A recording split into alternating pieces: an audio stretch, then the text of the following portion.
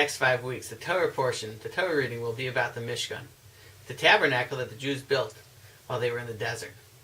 What was the tabernacle? What was it? What was the purpose of building the Mishkan? I think classically we understand that it was meant to be a house for God, similar to what we had when the Jews came to Israel and they built the Beis HaMikdash, when they built the temple in Jerusalem. They built a home for God.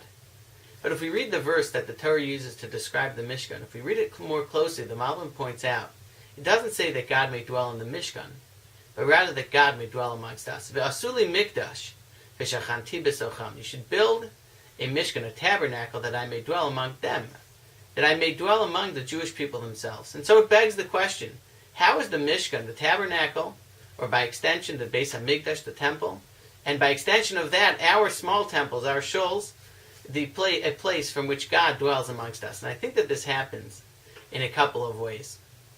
I think that this happens first as a model. The Malbim says that it's supposed to be a model, that we are supposed to build Vavi Mishkan Evna. We're supposed to build a temple in our hearts. And so we're supposed to use a model of the Mishkan, not only as a place where we go to, but as a model for what our own lives should be like.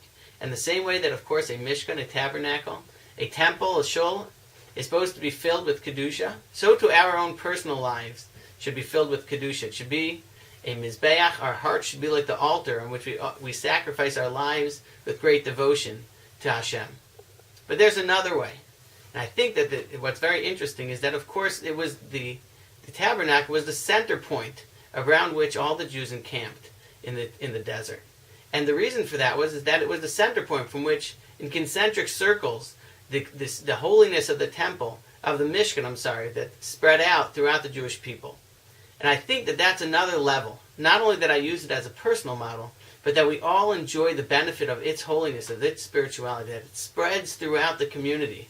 In this case, as we described the desert encampment, it spread throughout the Machane Shechina, the encampment of holiness, of God's encampment, where then the encampment of the Leviim, of the Levites, and then the encampments of the Jews.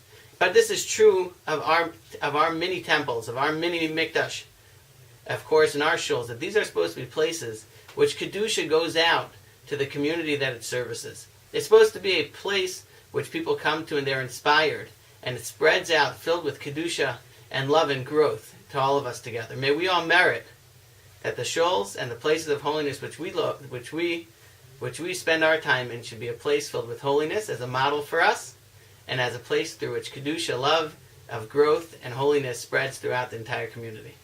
Have a wonderful Shabbos.